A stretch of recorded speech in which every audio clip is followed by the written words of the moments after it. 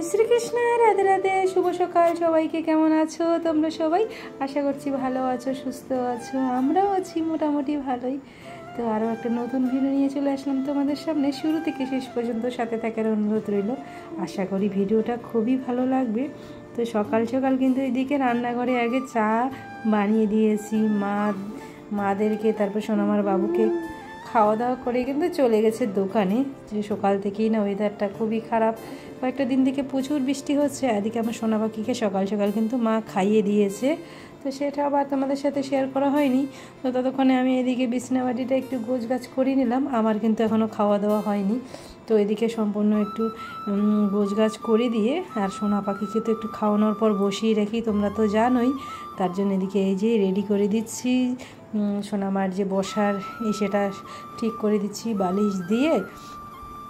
তারপর আর খাওয়ানোর পর শুয়ে দিলে কি হয় জানো তো, মানে বদহজম হয়ে যায় আর মানে সোনামা উল্টি করে দেয়, অনেক কাশ ওঠে। তো প্রতিদিন এই কাজটা করতেই হয়, প্রতিদিন তো তোমাদের সাথে শেয়ার করা হয় না। তো আগের ভিডিওতে যখন আমি বলেছিলাম কিছু কথা, যে আমাদের প্রত্যেকটা মেয়েদেরকেই কিন্তু নিজের পায়ে দাঁড়ানো উচিত, নিজে একটা আত্মনির্ভরশীলতা তৈরি করা উচিত, নাহলে সারা জীবন ওই পরাধীনে থাকতে হবে।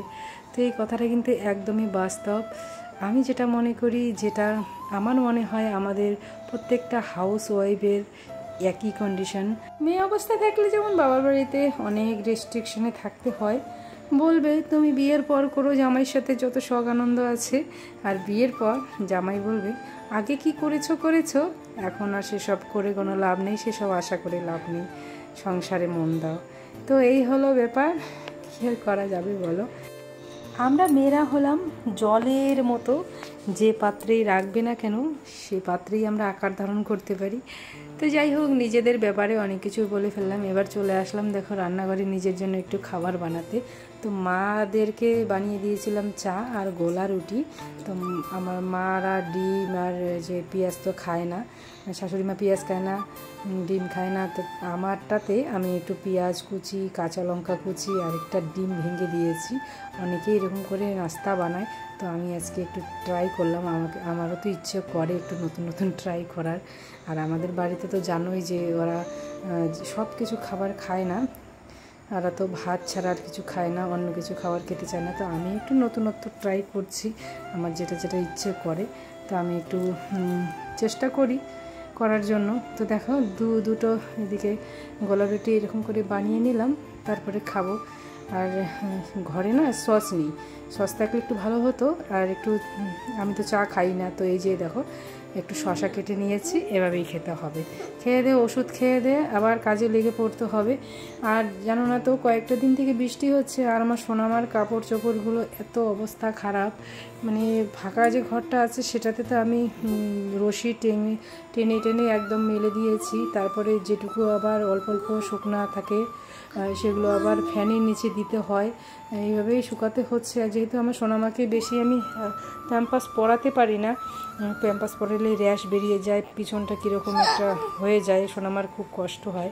তো মেয়েটাকে আমি অত কষ্ট দেই না, তোমরা জানোই যে আমি কতগুলো কাপড় ধুই এখনও পর্যন্ত প্রতিটা দিন। আর আমার সোনা পাখি কষ্ট দিতে চাই না, এমনি আমার সোনা পাখির জীবনটাই হলো কষ্টের, নিজে কষ্ট করে থাকি। তো একটু যদি রোদ হাওয়া বাতাস দেয় সারাদিনের মধ্যে 1-1.5 ঘন্টা বা 2 ঘন্টা, তাহলে কিন্তু শুকিয়ে যায়। কিন্তু কয়েকটা দিন থেকে কি শুরু হয়েছে জানো না তো, একদম মুষলধারে বৃষ্টি শুরু হয়েছে, তো হয়েছেই। আর আজকে এমন পরিস্থিতি, একটা কাপড় চোপড় শুকনা নেই, এখন বাধ্য হয়ে প্যাম্পাস পরাতেই হচ্ছে। আর সোনামা আমার বৃষ্টি দেখে প্রচণ্ড হিসু করা শুরু করেছে জানো না তো। তো দেখো খাওয়া দাওয়া করে আবার একটু সোনামার কাছে বসে আছি। আমার সোনামা কিন্তু বসেই রয়েছে, মা ছিল এখানে পাহারা। আর দেখো তোমাদেরকে দেখিয়ে দিচ্ছিলাম যে নাকটার মধ্যে একটা লাল লাল হয়েছে, এখানে মশাই কামড়িয়েছে নাকি বুঝতে পারিনি। তো ওই যে বৃষ্টি হচ্ছে, চারপাশ থেকে মশা মাছি এসব মানে একটু ফাঁকা পেলেই ঘরে ঢুকছে। আর সবসময় তো আর মশারি দিয়ে রাখা যায় না, তাই না? তো এরকম করে মাঝে মাঝে একটু মশা টশা কামড়ায় আর কি আর করা যাবে। তো দেখো তারপরে এই যে প্রচুর কাপড় চোপড় ওই ঘরটার মধ্যে কিন্তু ভর্তি রয়েছে। এখন একটু বৃষ্টিটা কমেছে, ভাবলাম যে যদি একটু শুকায়, হাওয়া বাতাসে হালকা পাতলা যদি একটু শুকায়, তাহলে আবার ফ্যানের নিচে দিলেও শুকাতে পারবে। কাপড় প্রচুর লাগছে এখন। বৃষ্টিটা হলে এই একটা সমস্যা। তো আমি একটা কথা চিন্তা করছি, এখন তো সোনামা একা রয়েছে, একাই এত কাপড় চোপড় লাগে, আর 2 দিন পরে তো আর একজন আসবে, আরও প্রচুর কাপড় চোপড় লাগবে। এই চিন্তায় তো আমি বাঁচতেছি না, কি করব আমি, মানে পুরা নাজেহাল অবস্থা হয়ে যাবে আমার, বুঝতেই পারছি। এর আগের এক ভিডিওতে জাহানার দিদি আমাকে জিজ্ঞাসা করেছিল, মা বোন তুমি কি এখনও পর্যন্ত ধান সিদ্ধ করছো? মানে ওই দিনের ভিডিওতে দেখিয়েছিলাম যে ধান শুকাতে দিয়েছিল, মা ওরা ধান সিদ্ধ করেছে। তো না দিদি ভাই, আমার পক্ষে তো এখন ওই ধান নিয়ে টানাটানি করা সম্ভব না, আমি তো এখন এগুলো করতেই পারছি না। তো তার জন্য আমি এখন করছি না ধান সিদ্ধ, মা ওরা দুজনেই করছে, দুজনেই লালারে করছে আর কি, যেটুকু পারছে অল্প অল্প করে। আর দেখো তোমাদের এখানে একটা জিনিস দেখিয়ে দিচ্ছি, এখানে কিন্তু আমার এখনও পর্যন্ত কাপড় চোপড় মেলে দেওয়া হয়নি সম্পূর্ণ। তবুও দেখো টিপ টিপ করে বৃষ্টি শুরু হয়ে গেছে, আকাশ কালো করে ফেলেছে। তো তবুও হব আশা করে দিয়ে দিচ্ছি, জানি না আবার কি ঝমঝমিয়ে নামে নাকি। তো এই কষ্ট আমার সবসময় করতেই হয়। আকাশটা একটু পরিষ্কার দেখলে কাপড়গুলো ভাবি যে একটু মেলে দিই, যদি একটু হাওয়া বাতাসে শুকাই সোনামার কাপড়গুলো। আর এদিকে আমার একদম কাপড় শুকাতে দেওয়া হতে না হতেই আবার ঝমঝমে বৃষ্টি নেমে পড়ে, প্রতিদিন এই একই অবস্থা।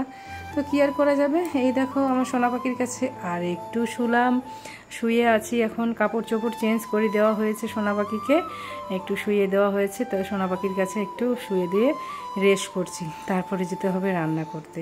আর আমার সোনামা এখানে খুব ফুরফুরে, আমি খুব গল্প করছি, কথা বলছি, আর তোমরা হয়তো বুঝতেই পারছো সোনামার মুখটা দেখে। সোনামা কিন্তু উয়া করছে, আর সোনামা একটা হাসি হাসি দেখছে। তো সোনামার এই হাসি মুখটা দেখতে তোমরা তো একদম খুবই ভালোবাসো, তোমাদের মন নাকি একদম ভরে যায়, শান্তি পায়। তো তোমাদের এই শান্তিটুকু আমি দিতে আসলাম। আর আমি স্নান দান করে এসে এখন সোনামার কাছে একটু শুয়ে আছি, রেস্ট করে তারপরে আবার রান্নাঘরে যেতে হবে রান্না করতে। তো তোমরা দিদি ভাইরা অনেকেই আমাকে জিজ্ঞাসা করছো কমেন্টে, মেসেজে যে বোন কেমন আছো এখন, প্রতিনিয়ত তোমরা জিজ্ঞাসা করছো, এতটাই ভালোবাসো আমাকে। তো ভিডিওর মধ্যে বলে দেই, সবাইকে তো আর বলতে পারছি না, কারণ শরীরটা একদমই ভালো নেই আমার। তবুও এই মনের জোর দিয়ে একটু একটু করে উঠে উঠে কাজ করছি।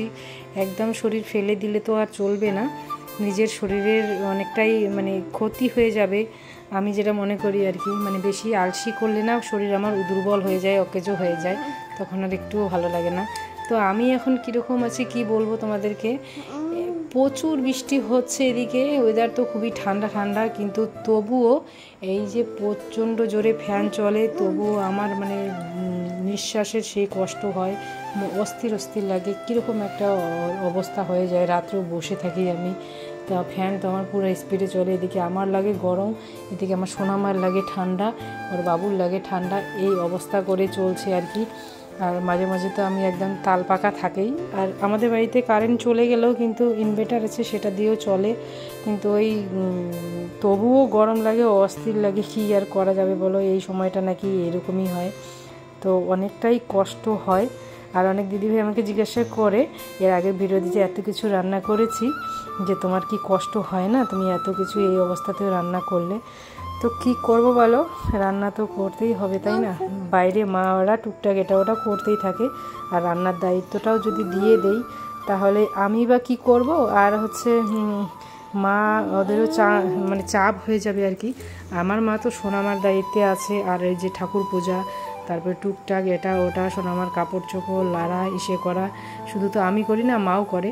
আর এদিকে আমার শাশুড়ি মা একটু গরুগুলোকেও দেখতে হয়, এটা ওটা তো আছেই। তো ওনারও শরীর তো ভালো না, বেশি চাপ দিতে চাই না, ওনার শরীর যদি খারাপ হয়ে যায় তখন তো কে দেখবে, আমারও তো শরীরের এই অবস্থা।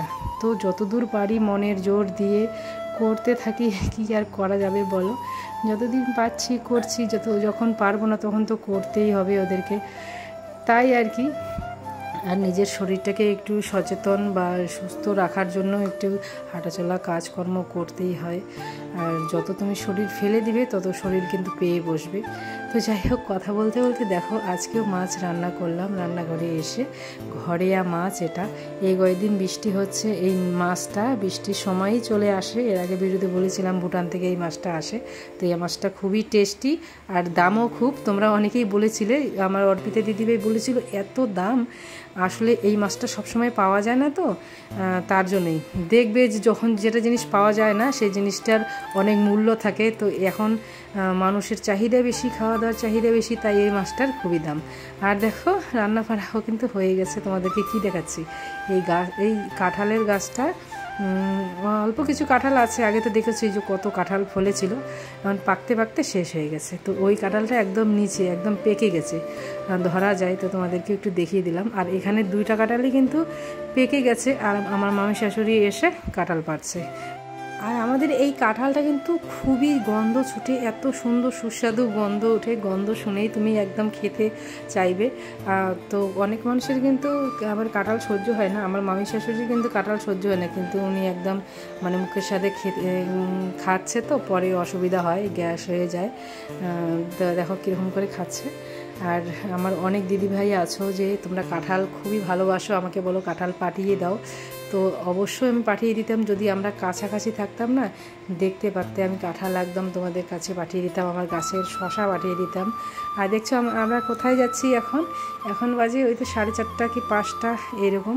তো আমরা যাচ্ছি এখন ডাক্তারের কাছে, মানে আমার আজকে আলট্রাসোনোগ্রাফি আছে। ওই দিন আমি লাইভে বলেছিলাম যে আজকে আমি ডাক্তারের কাছে গিয়েছিলাম। তো বেশি তো আর সময় নেই, এই 9 মাসের আলট্রাসোনোগ্রাফি করতেই হবে। আর রিপোর্টটা দেখাবো ডাক্তারকে, তারপর তোমাদেরকে বলবো যে রিপোর্টে কী এসেছে আর হচ্ছে বা কবে ডেট দিয়েছে, ফাইনাল ডেট আর কি।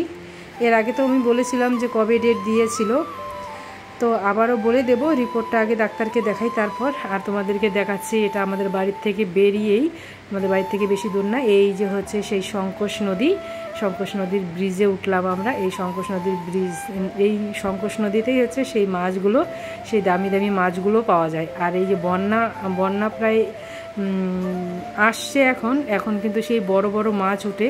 এই মাছগুলো না একদম একটা মাছে 70,000 80,000 এত বড় বড় মাছ বিক্রি হয়। তো দেখো আমি এখানে বসে আছি, ডাক্তার কিন্তু একদম শেষের দিকে, আর এদিকে একটাই মাত্র পেশেন্ট রয়েছে, আর 2জন পেশেন্ট ভিতরে গেছে। তো আমি একদম লাস্ট, তার জন্য আমি বসে আছি। তারপরে চলে এসেছি বাড়িতে। আর দেখো আমার সোনা পাখিকে আবার আমি এই যে জামা কাপড় চেঞ্জ করে দিয়েছি। এখন সোনা পাখি আমার আবার খুশি খুশি মুডে, হাসি খুশি মুডে রয়েছে। তো সোনা পাখিকেও নিয়ে গেছি, কিন্তু সোনা পাখিকে আর বাড়িতে রাখিনি, কারণ মা একাই ছিল, গরু বাছুর ছিল। তো মা বললো যে রেখে যাও, তো আমি বললাম তাহলে নিয়েই যাই। আমার মাও গিয়েছিল আমার সাথে। তো টোটো করেই যেহেতু বাড়ির থেকে যাচ্ছি, তাহলে সোনামাকেও নিয়ে যাই। সোনামারও একটু ঘোরাঘুরি হবে, বাইরে পরিবেশটা দেখবে, সোনামারও ভালো লাগবে, তাই না? তার জন্য সোনামাকে নিয়ে যাওয়া। তো যাই হোক, আজকে ভিডিওটা বেশি আর বড় করছি না। আজকে ভিডিওটা কেমন লাগলো অবশ্যই কমেন্ট করতে ভুলো না। আমার সোনা পাখিকে তোমাদের কেমন লাগলো এত ফুরফুরে মেজাজে, তোমরা তো দেখতে খুবই ভালোবাসো, তার জন্য তোমাদের সাথে একটু বারবার করে শেয়ার করে দিলাম। এর আগের ভিডিওতে আমার মা বলেছিল, রেহান মা, যে সোনাকে অল্প একটু দেখলাম মন ভরলো না, তোমার সোনাকে আজকে একটু বেশি করে দেখিয়ে দিলাম। তো দেখো এখন রাত হয়েছে, আমরা খাওয়া দাওয়া করে শুয়ে রয়েছি। আর আমার সোনা পাখির এখনও দুষ্টুমি কিন্তু যাচ্ছে না। যখন লাইভে এসেছিলাম তখন কিন্তু সোনা পাখি একদম শান্ত বাচ্চার মতো ছিল, আর দেখো এখন কতটা চুপু চুপু করছে। তো চলো আজকে ভিডিওটা এখানে শেষ করছি, দেখা হচ্ছে পরের কোনো ভিডিওতে। ততক্ষণে তোমরা সবাই ভালো থেকো, সুস্থ থেকো, সাবধানে থেকো। হরে কৃষ্ণ, হরি বল। সোনা সোনা সোনা পাখি পাখি. Have a good. Good.